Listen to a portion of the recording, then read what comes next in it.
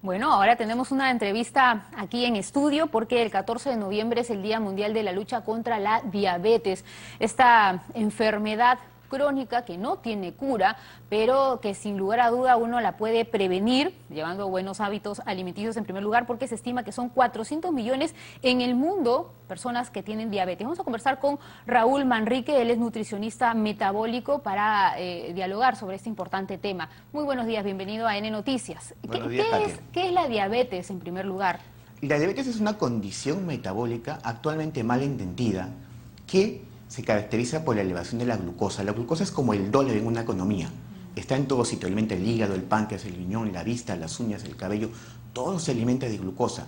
Pero cuando la glucosa se eleva mucho, de repente la glucosa se vuelve pegajosa y se pegotea e inflama todos los órganos. Por eso es que el diabético fallece amputado, ciego, sin función renal, sin función hepática. Entonces es el diabético en principio el principal responsable de tener diabetes, porque muchas veces le echamos la culpa a la industria farmacéutica, a los médicos, a los nutricionistas, pero el principal responsable es el paciente. El segundo responsable de esta crisis mundial, como tú bien decías, ya son 400 millones y se estima que para el 2030 serán 640 millones de diabéticos en el mundo.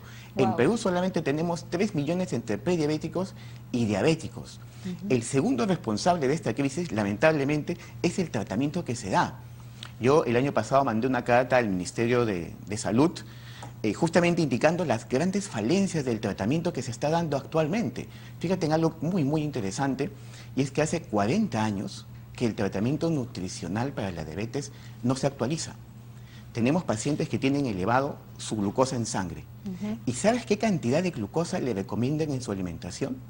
El 50% de su alimentación es glucosa, carbohidrato. Lo cual es ilógico. Si tengo un paciente que tiene elevada su glucosa en sangre, lo lógico es, ok, tengo mucha glucosa en sangre, le doy menos en su alimentación para que se nivele, pero no. El tratamiento nutricional sigue siendo el mismo que se planteaba hace 50 años, que es darle 50% de carbohidrato en su alimentación, tal cual la famosa pirámide nutricional. Y se ha descubierto que esta enfermedad, sin lugar a duda, es por una mala alimentación, por el exceso de comida procesada, ¿verdad? A lo largo de nuestra vida, ¿o esta enfermedad está también aumentando, sobre todo en la población de la niñez? Así es, ya vemos niños y adolescentes con diabetes, cosa que antes no vemos. Antes la diabetes en particular, la tipo 2, porque la tipo 1, que es mucho menos común, se conoce como diabetes infantil, ahí sí veíamos niños porque se debuta desde muy joven. Pero en la diabetes tipo 2 hablamos de una enfermedad que iniciaba a los 45 años. Ahora no. Diabéticos tipo 2 con 10, 12, 15 años. Yo tengo en el consultorio varios pacientes que son menores de edad, que desarrollan esta condición, pero a la vista de la actual evidencia científica, por ejemplo, en el 2018 salió un estudio en una universidad de Glasgow, en Inglaterra, que indicaba que la diabetes se puede remitir, se puede revertir. Yo he escrito un libro, el 2017, que se llama Control y Reversión de la Diabetes. O sea, uno puede dejar de tener diabetes ya diagnosticada. Claro, uno puede tener valores normales de glucosa sin necesidad de medicamento. En este libro que te comento, que lo presenté en el Colegio Médico el año 2017 en un evento oficial, se plantea la manera como con alimentación y estilo de vida el paciente puede controlar su salud. Y lamentablemente el paciente se ha acostumbrado a depender del medicamento, a depender de lo que diga el nutricionista, a depender de lo que diga el médico y no toma control de su salud. Es como en el caso de los políticos, nos quejamos de los políticos, pero ¿quién elige a los políticos? Nosotros, pero sí. Nos creemos mejores que ellos. Y nosotros debemos elegir lo que comemos y ser conscientes de que somos lo que comemos, ¿verdad? Primera cosa, y tú bien lo estaba diciendo, Katia, es comer alimentos, no productos. Yo soy muy crítico de esta famosa ley de los octógonos, esta geometría de la enfermedad, la famosa pirámide, el famoso octógono. Y el problema del octógono de fondo, que no es algo malo, que haya un octógono, el problema es que se cree que es solución de algo. El problema del octógono es que nos incentiva el consumo de productos, no de alimentos. Los alimentos no tienen octógono. ¿O has visto alguna vez un pescado con octógono? No lo hay, porque es un alimento. Hay que consumir alimentos y no menos productos. Procesados, ¿no? Exacto, no es que el alimento no es procesado. Una cosa es el alimento, otra cosa es el producto. El alimento no es procesado, o tiene mínimos procesos. Una papa, una yuca, choclo, carnes, huevos, ¿no? Está tan mal visto el huevo que en realidad es un nutriente completo, económico y versátil. Claro que sí. Y también otro factor bueno, que puede desencadenar que una persona desarrolle diabetes es la hereditaria. Claro, en realidad ya el tema, si uno hace un buen plan de alimentación y un estilo de vida adecuado, ya el factor hereditario pasa muy a segundo plano. Te pongo un ejemplo. Ponte que tenemos papá y mamá de piel blanca, son blancos y acostumbran a tomar mucho sol y desarrollan cáncer de piel y tienen un hijo también blanco. Este hijo blanco, si se protege del sol, nunca va a tener cáncer de piel. Entonces, no necesariamente si mi papá fue diabético y mi mamá también, exacto, yo pueda tener diabetes. Porque estamos viendo ahora pacientes con diabetes que no tenían familiares con diabetes, porque el mal hábito alimenticio y el estilo de vida. Y ahí interviene la prevención, ¿verdad? Que es básicamente la alimentación. Claro, no solo es prevención. La alimentación es el tratamiento, pero el problema es que nuestro Ministerio de Salud, nuestras entidades gubernamentales nacionales e internacionales plantea un estilo de alimentación enfermante. Parte del problema, lamentablemente, es el tratamiento que se le está dando al paciente diabético. Es una alimentación equivocada. Si yo tengo mucha glucosa en sangre, lo lógico es darle menos glucosa. No aplicar la famosa pirámide nutricional que le llaman plato nutricional, porque no está funcionando, no ha funcionado y no va a funcionar. Una persona con diabetes, si es que no es bien tratada, como usted señala, ¿qué órganos pueden verse afectados a lo largo de su vida? Como te decía, si no se cuida. Como la glucosa viaja por las autopistas de nuestro cuerpo, que son las arterias, entonces, y está alimentando a todo el cuerpo, también cuando se eleva y se vuelve así como pegajosas, inflama todos los órganos. Tenemos pacientes ciegos, amputados, que pierden la función renal, que dependen de una máquina para diálisis, para limpiar su sangre. Imagínate, toda su sangre pasa por una máquina y tiene que ser limpiada, pero al mismo tiempo que retorna a su cuerpo, ya retorna con otras toxinas. Entonces dependen de esa máquina, a veces se tienen que dializar una vez por semana, 3 veces por semana, a veces todos los días. Pero no necesariamente tiene que ser el final de una persona diabética, sí. No puede evitarse llevando un control y también insistir en el tema de la alimentación. Es que si no se cuida, no tiene por qué terminar así. Claro, es el centro de todo. El tratamiento que yo planteo, el tratamiento que yo aplico con mis pacientes, sí. Yo a veces tengo pacientes que llegan al consultorio con 200, 300 de glucosa, que en 1 o 2 semanas ya tienen su glucosa normal sin ningún medicamento. ¿Por qué? Porque la estrategia tradicional que hace que la glucosa se eleve con la alimentación y nos dan un medicamento para bajarla. La estrategia correcta, la estrategia que yo planteo es... ¿Cómo qué alimentación? No elevar la glucosa para no tener alimentos que dar un medicamento para bajarla. ¿Qué alimentos? Puedes comer carnes, huevos, verduras de todos los colores. Por ejemplo, una ensalada debe tener color rojo, tomate, pimiento rojo, blanco, la cebolla o el pimiento... ¿Betarraga? Porque es un poquito dulce, es un poquito dulce, pero podría ser como para que uno matice. En el morado son mejor la lechuga morada, la col morada, en el blanco la cebolla blanca o el rabanito, el amarillo el pimiento amarillo, el anaranjado la zanahoria cruda. En el verde son los verdes oscuros, espinaca, selga, albahaca, arúgula, la carne, el aceite de oliva, o el de sacha inchi, o el de ajonjolí, la palta. Se puede comer una palta al día. Aceites naturales, ¿no? Exacto, son aceites prensados al frío. Los destilados, los de maíz, los de soya, no son recomendables. No son recomendables. Para hacer frituras, se puede hacer frituras, pero con aceite de coco o con manteca de cerdo. La manteca de cerdo, lo que usaban nuestras abuelitas, es ideal para hacer una fritura. O lo mejor, lo que yo siempre recomiendo es cocinar en la misma grasa del animal. Si vamos a hacer un chicharrón de chancho, una ollita, un poco de agua, ponemos el chanchito, el agua se evapora, se sancochó la carne, claro, y la cocinamos con la grasita que quedó. Es la manera más natural que se puede hacer. Pero todo también interviene en la medida de las porciones, ¿no? Porque si usted habla de fritura, ¿ya no? Ya no. El método actual, el método que consigue controlar y revertir la diabetes es un esquema rico, sabroso, saciante, nutritivo y que revierte la diabetes. Se basa en la saciedad. ¿Frutas?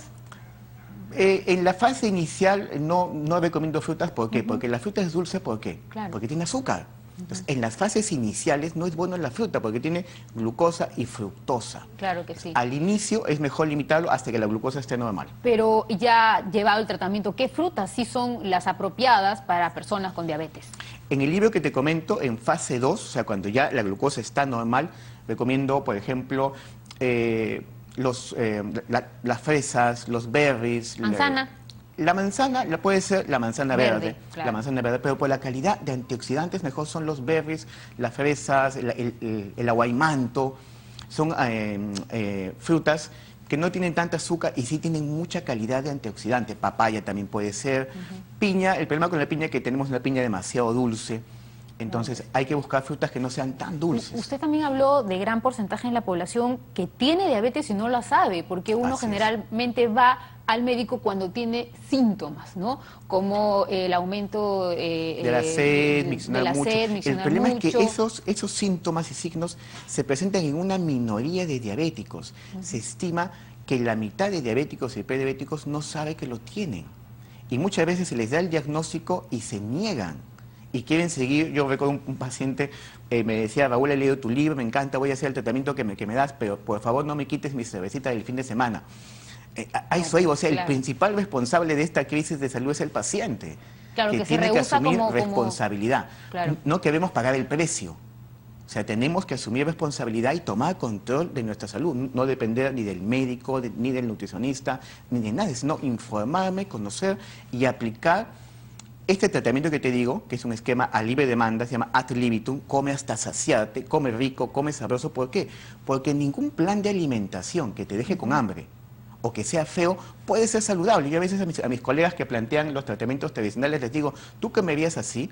Pues no, pues tampoco yo. O sea, el plan de alimentación que yo le doy a mis pacientes, yo como igual, porque es rico, es sabroso. Eso del pancito pita con el jamoncito y el pollito sancochado, nadie lo puede soportar. Claro, ¿y en qué casos se requiere que el paciente utilice insulina? Correcto. Hay primero los diabéticos tipo 1, que sí van a depender en buena medida de la insulina. ¿Por qué? Porque el páncreas perdió su capacidad de producir insulina. Totalmente. ¿Correcto? Sí. Se hace un examen que se llama péptido C y ahí valoramos de que ya no produce insulina o produce prácticamente nada. Entonces, ese paciente debe igual llevar un esquema bajo en carbohidratos para tener que inyectarse menos insulina posible. El tipo 2, cuando ya está muy descuidado, se le debería colocar insulina.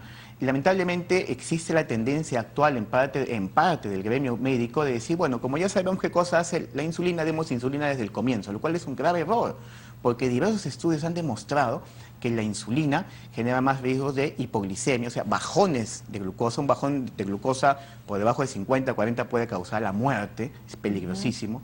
Genera el aumento de 2 kilos de peso por año.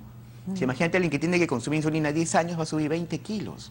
Entonces, y mientras más sobrepeso tenga, más diabetes va a tener.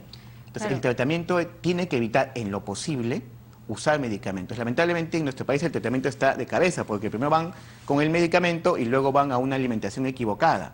Entonces hay que tomar una alimentación correcta, modernizar el tratamiento nutricional, y una vez aplicando el tratamiento nutricional, si vemos que no funciona y se requiere un apoyo de algún medicamento, recién ahí, después de 1 o 2 meses, empezar a aplicar algún medicamento. ¿Y una persona diagnosticada con diabetes puede seguir haciendo su vida con normalidad, hacer ejercicio, llevando obviamente no solo puede, debe hacer ejercicio, ¿no? Y eso de caminar al parque, media hora alrededor del parque, es realmente como un ejercicio, es una pérdida de tiempo. El ejercicio tiene que ser de cierto grado de intensidad. El ejercicio que se recomienda. ¿Como correr?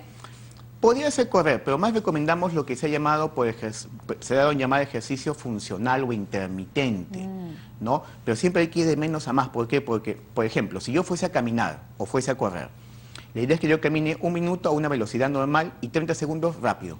1 minuto normal, 30 segundos rápido. O sea, esa intermitencia es lo que va a hacer... Intervalos, no de intensidad. Exacto, ese es el término. HIIT, como se dice. HIIT, ok, estás totalmente actualizada. Exactamente, el HIIT es lo que se recomienda, pero tener presente que ir de menos a más.